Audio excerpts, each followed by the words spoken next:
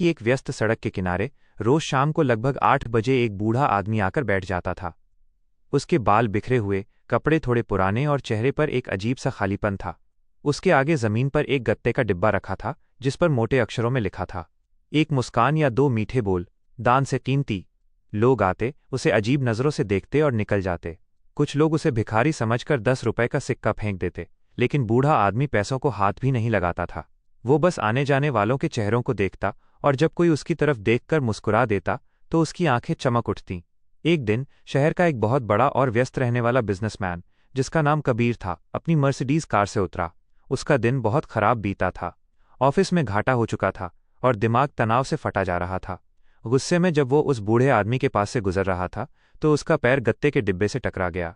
कबीर ने गुस्से में कहा, तारांकन, अरे अंधा है क्या? ये क्या तमाशा लगा रखा है? बूढ़े आदमी ने कोई गुस्सा नहीं किया। उसने बहुत प्यार से देखा, अपना कांपता हुआ हाथ आगे बढ़ाया और धीमे से बोला, तारांकन बेटा, तनाव चेहरे की रौनक खा जाता है। जिंदगी बहुत छोटी है, थोड़ा मुस्कुरा लो।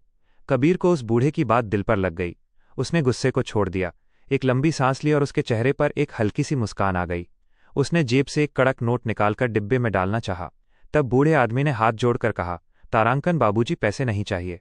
मैंने आज दिन भर में 45 लोगों से बात की, लेकिन किसी ने मुझे इंसान नहीं समझा। आपने मुझे देखकर स्माइल दी, मेरा दिन बन गया। कबीर हैरान रह गया। उसने पूछा, आप ऐसा क्यों करते हो? आपके परिवार में कोई नहीं है क्या? बूढ़े की आंखों में आंसू आ गए।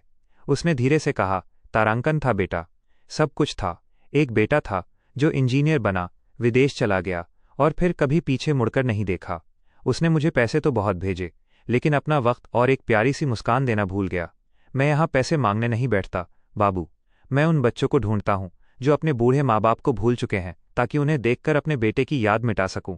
कबीर सुन रह गया। उसे तुरंत अपने बूढ़े पिता की याद आ गई, जिन्हें वो पिछले 6 महीने से एक फोन तक नहीं कर पाया था। उसकी आंखों से आंसू छलक आए। उसने आगे बढ़कर उस बूढ़े आदमी को कसकर गले लगा लिया और फफक कर रो पड़ा।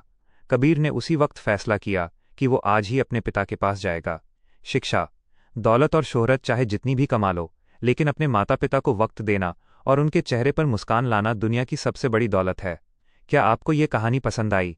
अगर इस कहानी ने आपके दिल को छुआ है तो इसे लाइक करें और अपने दोस्तों के साथ शेयर ज़रूर करें, ताकि हर बेटा बेटी अपने माता पिता की अहमियत समझ सके। नीचे कमेंट में बताएं कि कहानी कैसी लगी।